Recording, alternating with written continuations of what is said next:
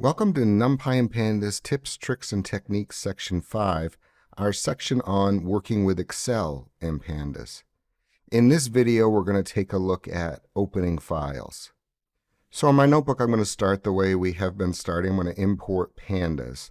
And before I go ahead and import some data from Excel into this notebook, we should take a look at the file I'm going to be working with.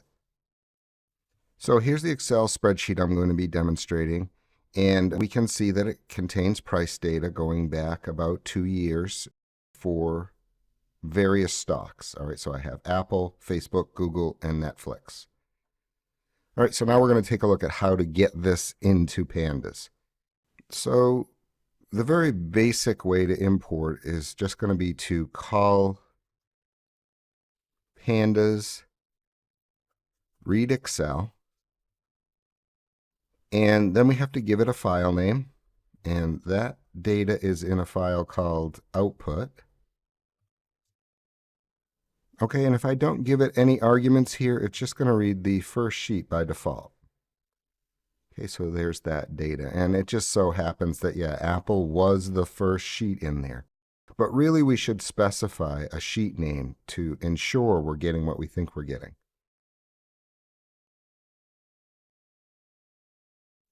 Okay, if you'd rather loop over the sheets without passing in a name, you can use a zero-indexed integer.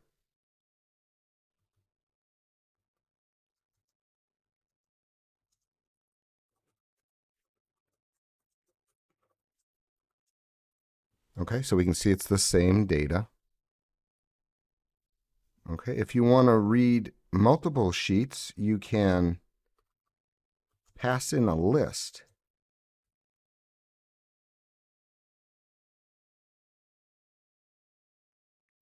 And then, I'm not going to save it into a variable this time, but that's what you probably would do.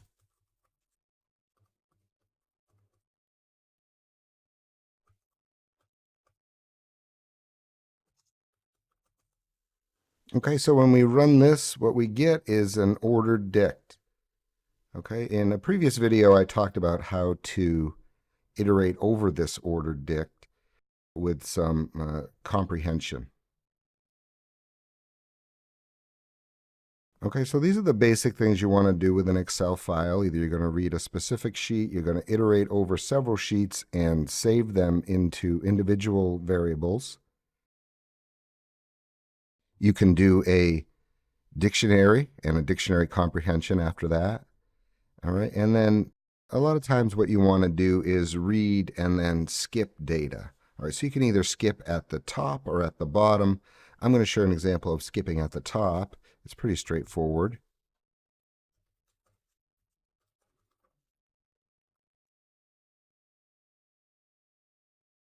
The parameter we want is skip rows, and this requires a list-like syntax.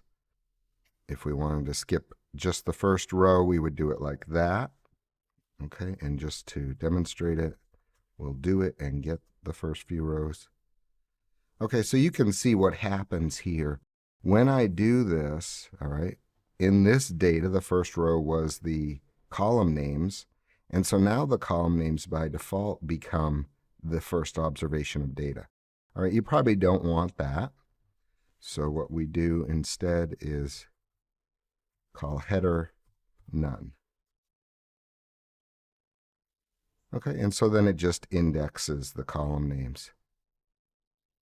All right, if you want to put in your own column names, okay, you can specify it here with a list.